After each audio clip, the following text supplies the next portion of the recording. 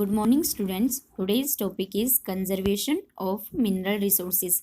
हमने पिछले वीडियो में पढ़ा कि मिनरल रिसोर्सेज कितने टाइप के होते हैं, ये कहाँ कहाँ पाए जाते हैं और इनका क्या क्या यूजेस है।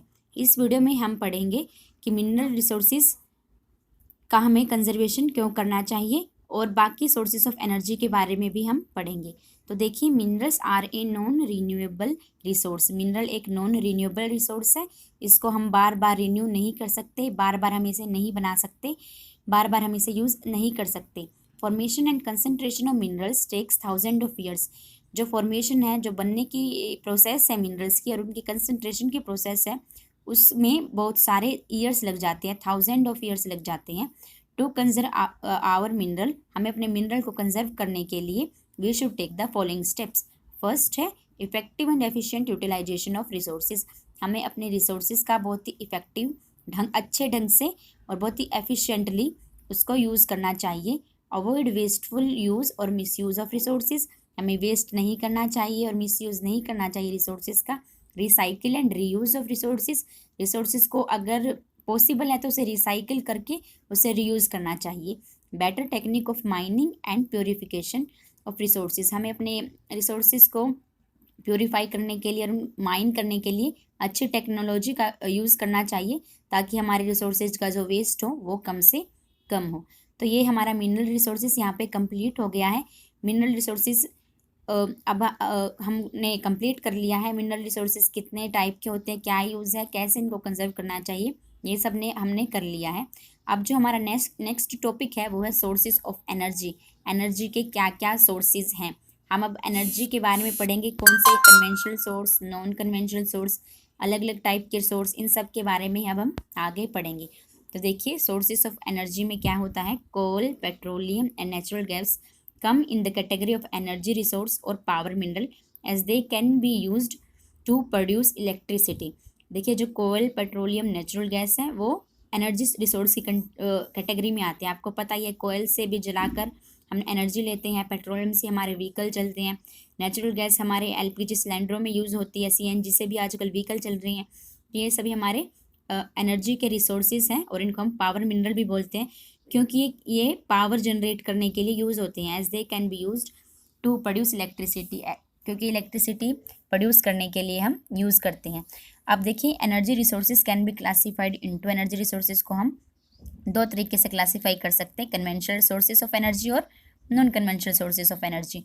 तो कन्वेंशनल रिसोर्स ऑफ एनर्जी में क्या आता है, such as firewood, fossil fuels, thermal electricity, hydro electricity etcetera. ये आते हैं कन्वेंशनल सोर्सेज ऑफ एनर्जी में, which have been in use for long time, जिसको हम काफ़ी लंबे टाइम से यूज़ कर रहे हैं। फायरवुड हो गया हमारा, जो वुड हमें ट्री से मिलती है। फॉसिल फ्यूल्स हो गए हमारे, जैसे कोयल वगैरह। थर्मल इलेक्ट्रिसिटी जो हम कोयल बर्न करके हमें मिलती है। हाइड्रो इलेक्ट्रिसिटी जो वाटर से हमें मिलती है। ये सारे हमारे कन्वेंशनल सोर्स ऑफ एनर्जी में आते हैं। Non conventional sources of energy. Non conventional sources of energy कौन कौन से होते हैं, जैसे कि solar energy, wind energy, nuclear energy, biogas, tidal energy, geothermal energy. The use has begun only recently, जिनका यूज़ अभी रिसेंटली हमने शुरू किया है। They are also called alternate source of energy. इनको हम अल्टरनेट सोर्स ऑफ एनर्जी बोलते हैं, एक दूसरा विकल्प भी हम इसे बोलते हैं, because they have potential to replace the conventional sources of energy in the near future. क्योंकि हमारे नियर फ्यूचर में ये रिप्लेस कर सकते हैं हमारे कन्वेंशनल सोर्सेज ऑफ एनर्जी को। ठीक है, तो इसलिए हम इसको अल्टरनेट सोर्स ऑफ एनर्जी भी बोलते हैं। अब कन्वेंशनल सोर्सेज ऑफ एनर्जी में हम कन्वेंशनल के सोर्सेज हैं जो एनर्जी के, वो पढ़ेंगे। तो पहला है coal. The word coal is derived from old English term coal. जो वर्ड कोयल है वो एक इंग्लिश शब्द से ड्राइव किया गया है, जिसका मतलब होता है कोल, विच मीन्स, जिसका मतलब है minerals of fossilized carbon. Mineral of fossilized carbon,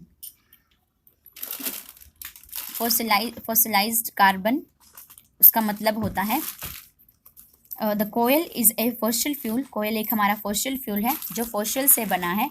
formed by the decomposition of plant remains. जो कैसे बना है, जो हमारे प्लांट बचे हुए थे वो डिकम्पोज हो गए। ब्यूरिड अंडर द अर्थ, वो अर्थ के अंदर दबे रह गए मिलियंस ऑफ ईयर्स तक। Ago coal is used as the largest source of energy, coal सबसे बड़ा लार्जेस्ट सोर्स है एनर्जी का, for generation of electricity and for smelting metals, और मेटल को स्मेल्ट करने के लिए भी यूज़ होता है ये आयरन और स्टील इंडस्ट्री में। स्मेल्ट का मतलब होता है किसी हाई टेम्परेचर पे ले जाकर किसी मेटल को और ज़्यादा प्योरीफाई करना। तो कोयल हमारा एक फॉसिल फ्यूल है। फॉसिल फ्यूल का मतलब यही होता है कि वो प्लांट्स जो हमारे अर्थ के अंदर दबे रह गए और बहुत सालों बाद वो प्लांट्स के जो रिमेन्स है वो कोयल में बदल गए। कोयल हमारा सबसे लार्जेस्ट सोर्स है एनर्जी जनरेशन का और स्मेल्टिंग करने का मेटल का in the iron and steel industry. ये बहुत ही ज़्यादा एक्सटेंसिवली, बहुत ही ज़्यादा यूज़ किया जाता है स्टीम इंजन में, इंडस्ट्रियों में, जैसे कि सीमेंट, ब्रिक में भी, पेपर में भी, लाइमस्टोन में भी। It is also use as liquid fuel, एक लिक्विड फ्यूल की तरह भी यूज़ किया जाता है। Coal is the least expensive fossil fuel to use, ये सबसे सस्ता फ्यूल है यूज़ करने के लिए। जैसे पेट्रोलियम है, एलपीजी है, ये ज़्यादा थोड़े महंगी हैं, पर कोयल एक सस्ता फ्यूल है। इट इज़ अफोर्डेबल, ये बहुत ही अफोर्डेबल है और अबंडेंटली अवेलेबल है और काफ़ी पर्याप्त मात्रा में सफिशेंटली मिल जाता है।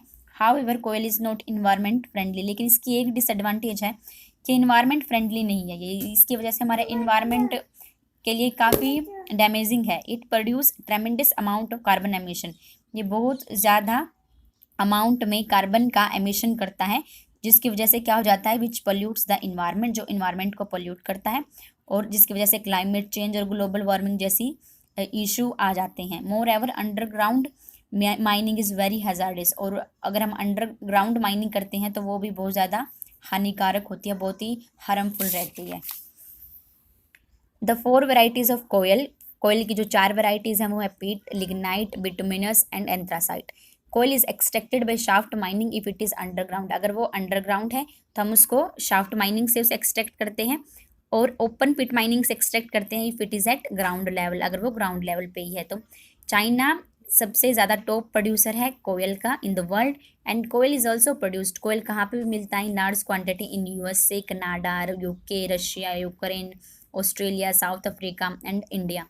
India's coal reserve are 4th largest in the world, India का जो कोयल रिजर्व है वो 4th लार्जेस्ट है पूरे वर्ल्ड में। और कोयल कहाँ मिलता है इंडिया के अंदर, धनबाद में, झारिया में, बोकारो में, गिरिध में, रानीगंज में। नए कोयल फील्ड्स, न्यू कोयल फील्ड्स भी मिले हैं, बीइंग डेवलप्ड, बनाए जा रहे हैं। सीनागिरी में आंध्र प्रदेश के अंदर, कोरबा छत्तीसगढ़ में, तालाचार इन उड़ीसा में। अबाउट 50% ऑफ कोयल प्रोड्यूस्ड इज कंज्यूम्ड बाय, लगभग जो 50% कोयल हम प्रोड्यूस करते हैं वो रेलवे के द्वारा और स्टील के इंडस्ट्री के द्वारा कंज्यूम कर लिया जाता है। तो कोयल की जो सबसे ज़्यादा यूज़ है वो रेलवे और स्टील इंडस्ट्री में है ऑलमोस्ट, जो कि 50% है। तो देखिए कि ये एनालाइजिंग द कॉज के इसके बनने का क्या कारण है। फॉसिल फ्यूल जो हमने पढ़ा कि जो कोयल है वो प्लांट के रिमेन से बना है, वो क्यों बना है वो देखिए, क्यों बना है वो पढ़ते हैं।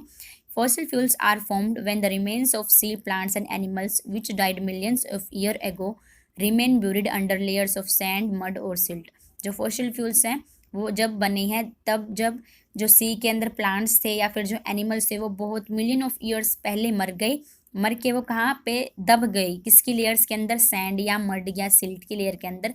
The pressure and heat from the earth, heat का खुद का अपना प्रेशर भी होता है और हीट की अर्थ के अंदर बहुत ज़्यादा हीट भी होती है, तो अर्थ के प्रेशर और हीट के कारण वो किन में बदल गई, नेचुरल गैस में और पेट्रोलियम में। Natural gas trapped in pocket of underground rocks, जो नेचुरल गैस है वो अंडरग्राउंड रॉक्स के अंदर, जो अंदर दबी हुई अर्थ के अंदर जो रॉक्स हैं उनकी पॉकेट्स में मिलता है।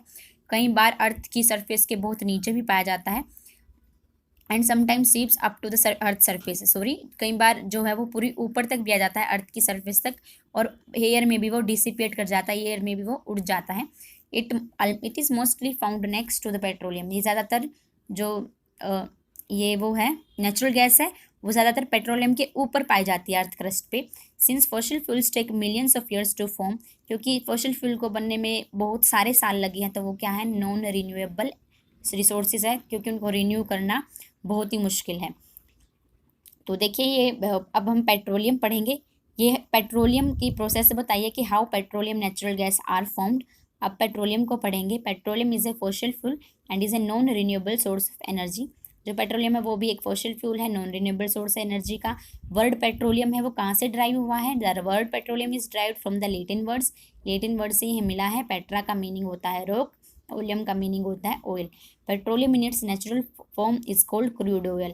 पेट्रोलियम किसके नेचुरल फॉर्म में हम क्रूड ऑयल बोलते हैं। इट इज़ क्लियर, ये क्लियर होता है, ग्रीन या फिर ब्लैक कलर का होता है। ओ and may be either thin, ये बहुत ही पतला भी हो सकता है, लाइक गैसोलीन, गैसोलीन की तरह, और थिक भी हो सकता है, तार की तरह। तार एक काले रंग का ही मटेरियल होता है, वो थोड़ा थिक होता है। Since it is of great value, ये क्योंकि इसकी बहुत ही ग्रेट वैल्यू है और बहुत सारी अनी भी मन करवाता है फॉर द कंट्री, जिस कंट्री में ये पाया जाता है, तो इसलिए हम इसको क्या बोलते हैं, ब्लैक गोल्ड। क्योंकि ब्लैक कलर का है तो इसको हम इसको क्या बोलते हैं, ब्लैक गोल्ड, क्योंकि इसकी बहुत ज़्यादा हाई वैल्यू है। और लिक्विड गोल्ड या फिर लिक्विड गोल्ड भी बोलते हैं कि ये थोड़ा लिक्विड फॉर्म में पाया जाता है। क्रूड ऑयल इज ड्रिल्ड, ये कहाँ से खोद कर निकाला जाता है, फ्रॉम ऑन शोर और ऑफ शोर ऑयल फील्ड्स। ऑन शोर ऑफ शोर का मतलब है जो सी के या तो उसके बिल्कुल किनारे पे या फिर उसके सी के अंदर ही, तो वहाँ से ये निकाला जाता है। It is then send to refinery, तो क्रूड ऑयल निकालने के बाद इनको रिफाइनरी में भेजा जाता है टू प्रोड्यूस पेट्रोल। वहाँ से फिर क्या बनता है, पेट्रोल बनता है, डीजल बनता है, केरोसिन बनता है। Petrol is used as a fuel for engine in automobile and railway and aircraft. आपको पता है पेट्रोलियम का कहाँ यूज़ करते हैं हम, एज ए फ्यूल यूज़ करते हैं हमारे ऑटोमोबाइल्स के इंजनों में, रेलवे में, एयरक्राफ्ट में। Agriculture is one of the largest user of petroleum based product. Agriculture सबसे बड़ा यूज़र है पेट्रोलियम बेस्ड प्रोडक्ट का, चाहे वो फर्टिलाइजर हो, फर्टिलाइजर्स होते हैं जो हमारे, वो भी पेस्टिसाइड्स होते हैं जो हमारे पेस्ट को किल करने के लिए हम यूज़ करते हैं। To running farming machine, farm machinery को भी चलाने के लिए हम पेट्रोलियम यूज़ करते हैं। Petroleum is used in great variety of product. Petroleum बहुत सारी प्रोडक्टों में भी यूज़ होता है, जैसे लुब्रिकेंट्स हैं, कोई चिपकाने वाली चीज़ है, वैसलीन है, क्रीम्स हैं, वैक्स है, प्लास्टिक है, स्टाइरोफोम है, सिंथेटिक टेक्सटाइल है जैसे कि नाइलॉन, जो सिंथेटिक टेक्सटाइल होते हैं हमारे, नाइलॉन, सिंथेटिक रबर टायर, रबड़ के जो टायर है हमारे कारों में जो यूज़ होती हैं, डाइज़ हैं, ड्रग है, सिंथेटिक डिटर्जेंट है, डिटर्जेंट भी, फैब्रिक्स भी, अलग अलग तरह के कपड़े भी, एडहेसिव हैं, चिपकाने वाली चीज़ें हैं, वो भी सब पेट्रोलियम से ही बनते हैं, पेट्रोलियम का उनमें यूज़ किया जाता है। This petroleum contributes in the economy, इसलिए पेट्रोलियम बहुत ही तरीक़ों से किसी की भी कंट्री की इकोनॉमी में बहुत कंट्रीब्यूट करता है और उसके इंडस्ट्रियल डेवलपमेंट में मदद करता है किसी भी कंट्री की। Major oil producing countries of the world, जो मेजर ऑयल प्रोड्यूसिंग कंट्रीज़ है वर्ल्ड की, वो कौन कौन सी हैं, वो कहाँ कहाँ लोकेटेड है, वो पर्सियन गल्फ के अराउंड लोकेटेड है।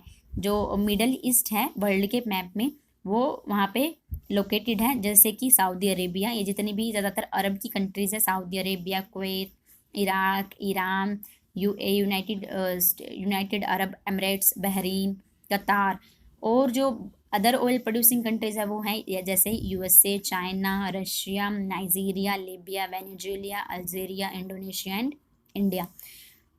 मोर अबाउट, थोड़ा और जानना हो तो जो कुवैत और सऊदी अरेबिया है उसके अंदर जो क्रूड ऑयल के फील्ड है वो सबसे ज़्यादा पाए जाते हैं। इंडिया के अंदर देखिए कहाँ कहाँ मिलता है petroleum. In India petroleum is drilled from the oil fields at Bombay high. India के अंदर पेट्रोलियम जो मिलता है वो बॉम्बे हाई में मिलता है, मुंबई के पास, अंकलेश्वर, खेड़ा, वडोदरा, खंभात में मिलता है जो गुजरात के अंदर है। दिग्बोई सागर, नाहरकटिया, असम के अंदर मिलता है, दिग्बोई, शिवसागर और नाहरकटिया में। मणिपुर, बंगाल, कच्छ, अंडमान, तमिलनाडु, पंजाब और कृष्णा और गोदावरी रिवर के डेल्टाज में भी बहुत सारे ऑयल्स के जोन मिलते हैं। तो देखिए इंडिया के मैप के थ्रू इन्होंने बताया हुआ है, तो मैप भी आपको साथ के साथ कवर करने हैं। देखिए इसमें जो ये येलो है, जो पीसीडी नोट है वहाँ पे क्या है, ऑयल फील्ड्स है, और जो ग्रीन कलर के ट्रायंगुलर से दिखाया हुआ कोयल माइंस है। तो फिर आप यहाँ पे देख सकते हैं, जैसे यहाँ पे अंकलेश्वर गुजरात के अंदर ये पेट्रोलियम प्रोड्यूसिंग एरिया है। ये भी ये मुंबई हाई है, मुंबई के अंदर है। यहाँ पे ये कालाकोट है, ये जम्मू एंड कश्मीर में है। यहाँ पे देखिए यहाँ पे ये दिग्बोई है, आसाम में नाहरकटिया।